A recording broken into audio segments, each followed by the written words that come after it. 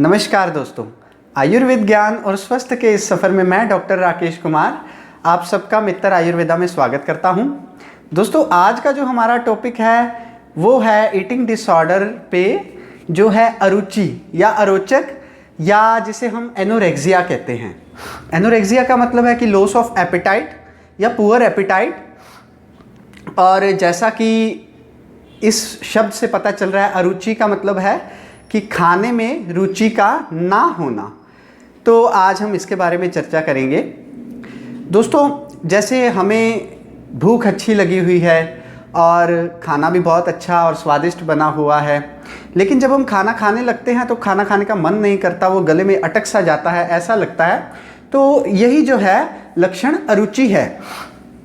अरुचि जो है दोस्तों, वो अपने आप में एक बीमारी भी मानी गई है और बहुत सारी शारीरिक बीमारियों का लक्षण भी माना गया है।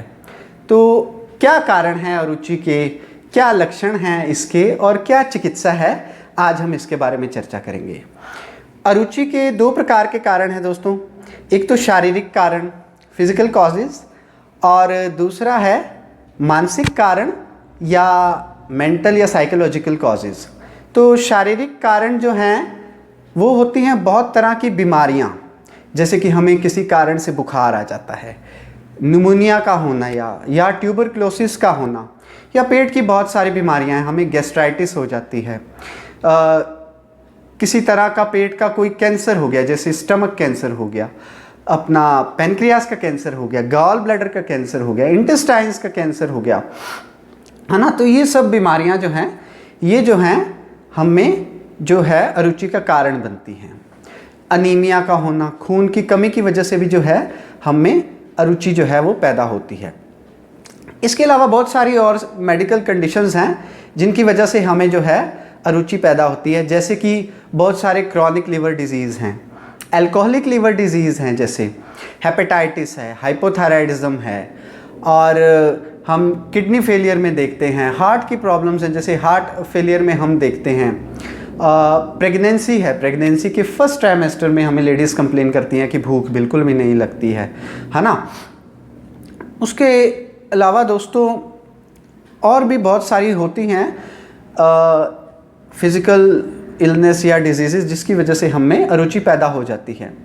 अब दूसरा जो कारण है वो है मानसिक कारण।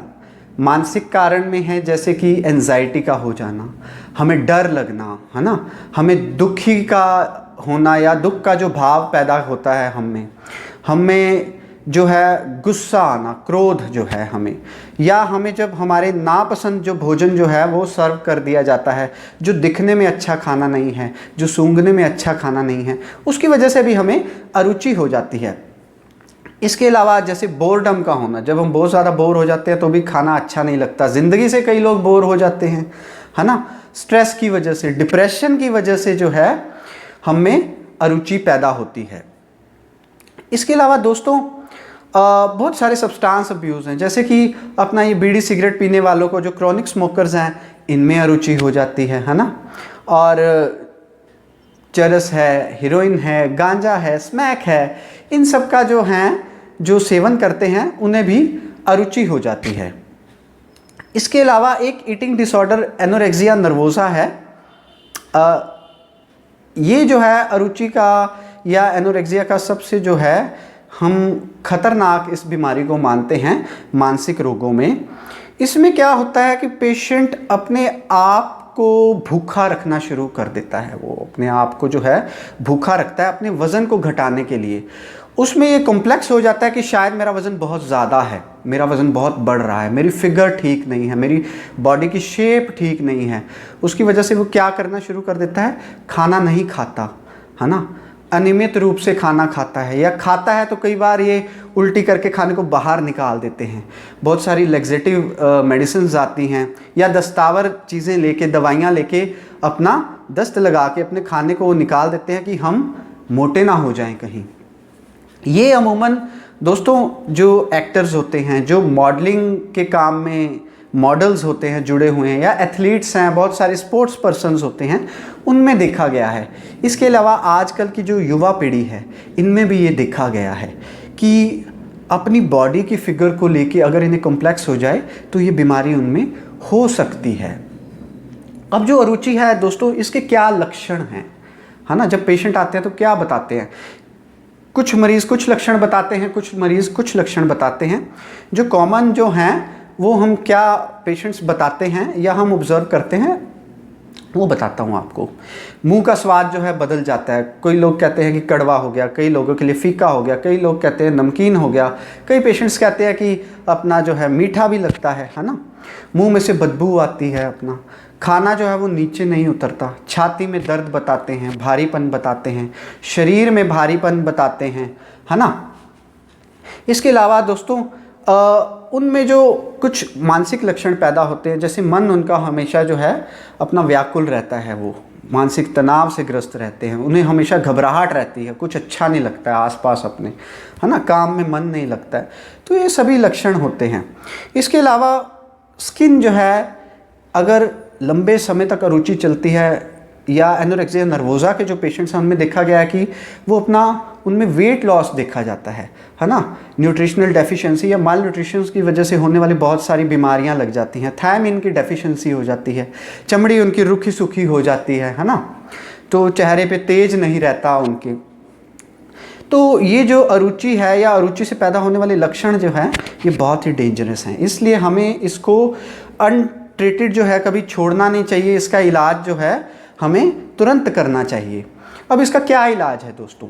जो शारीरिक बीमारियां होती हैं, अगर हम उन्हें पहचान कर, उनका असेसमेंट करके, उनका डायग्नोसिस करके उनके ट्रीटमेंट करेंगे तो अरुचि अपने आप ठीक हो जाती है ना। चाहे वो बुखार है, चाहे वो ट्यूबरक्लोसिस है या और बीमारियां हैं।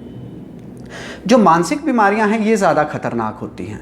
अगर हम इन्हें ऐसे ही छोड़ दें तो ये लोगों की मौत का कारण तक बन जाती हैं। ये इतनी डेंजरस हैं, है ना, इतनी लाइफ थ्रेटनिंग है कि हम इसे छोड़ नहीं सकते हैं।